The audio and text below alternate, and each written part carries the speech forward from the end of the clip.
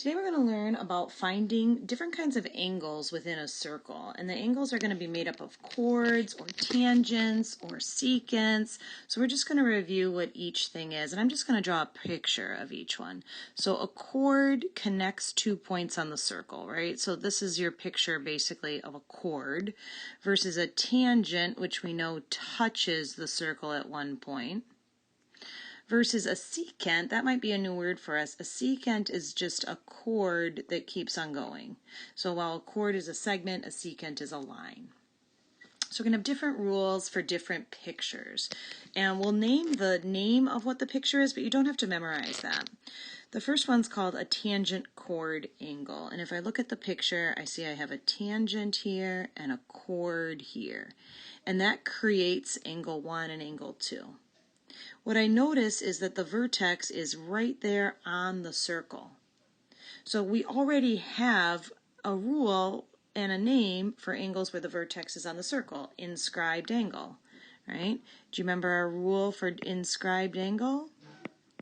Yeah, we divide by 2. So here I'm going to say just divide by 2, just like we did an inscribed angle. So for example, let's just say if this, let's say this arc right here was, 60 degrees, this angle here, angle 1, would be 30 degrees. Same kind of rule. You take the arc and divide it by 2. So if we look at our example here, the arc is 210. So I'm going to take 210 and divide it by 2 and get 105 degrees for the angle. The angle is half the arc. Same thing here. The arc is 130. If I take 130 divided by 2, you're right, 65 degrees. And then we still have the whole idea that a circle adds up to 360, right? So if I want to do the other arc, it would be 360 minus 130, or 230 degrees. In number 3, we've got 128. We're going to divide that by 2. 128 divided by 2 is 64 degrees squeezed in there. How do I find angle 1? What do angle 1 and angle 2 add up to? You're right, they add up to a straight line, so I subtract 180 minus 64, 116 degrees. So that's our just divide by 2, and that's kind of familiar to us because it's really just like what we did with inscribed angles. The next one's new. It's called a chord. So here's a chord and here's a chord. And they're meeting inside the circle, but not at the center. They meet inside the circle, but not at the center. So I wrote that over there. It doesn't have to cross at the center. And I say it kind of makes a plus sign. Kinda, right? Kinda makes a plus sign. And that's going to remind me of the rule add, then divide by 2. Add, then divide by 2. And what you're adding are the arcs. So like here we see these 2 arcs, a 60, a 40. We're going to do 40 plus 60 divided by 2. Wasn't 40 plus 60 100, and 100 divided by 2 is 50. And here's the nice thing, it's going to go for both of those angles. Why? What kind of angles are angle 1 and angle 2? Right, they're vertical angles, so we know that from a long time ago that those are always equal. Let's try this one. Now notice angle 1 and angle 2 here are not the vertical angles. They're going to be supplementary, but we'll get to that in a second. For angle 1, I'm going to add 106 plus 174, add, then divide by 2. So when I add that up and then divide by 2, I get 280 divided by 2, or 140 degrees for angle 1. But angle 2 is not the vertical angle with angle 1, it's the supplementary angle. It's that same 180 degrees straight line, subtract from 180, 40 degrees. 6 is kind of like a little algebra question. You'd say, okay, I got to add together these 2 arcs, the x plus the 99, divide it by 2, and that's going to give me 72. To solve that equation, I'm going to multiply both sides by 2. X plus 99 equals 144. And when I subtract 99 from both sides, 144 minus 99, 45 degrees.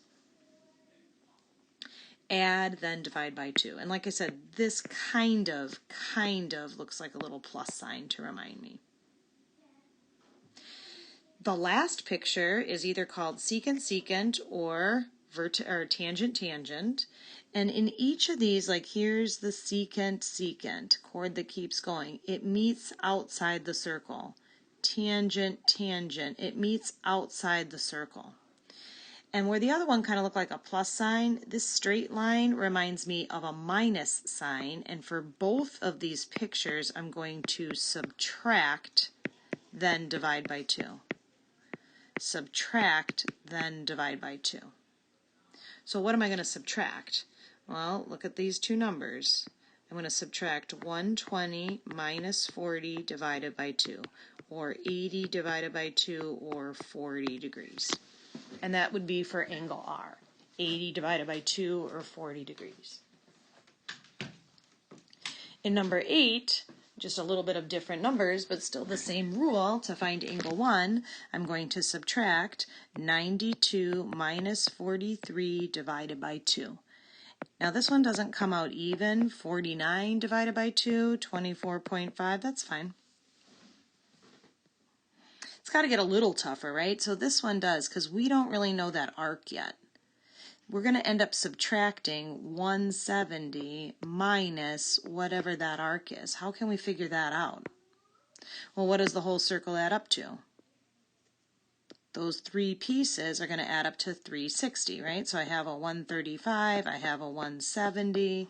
This is going to add up to 305. If I subtract 360 minus 305 is 55.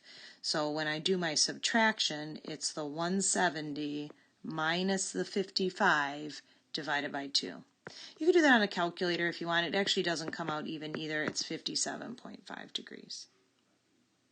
So the whole thing is about where do those two segments meet.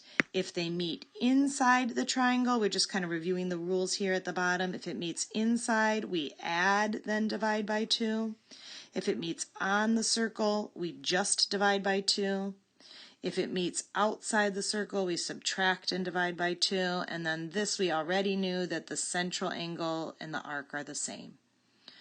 So you're going to need to just recognize the picture, and we'll help you out on the homework, right? And the picture is either going to tell you to subtract and divide by 2, add and divide by 2, or just divide by 2.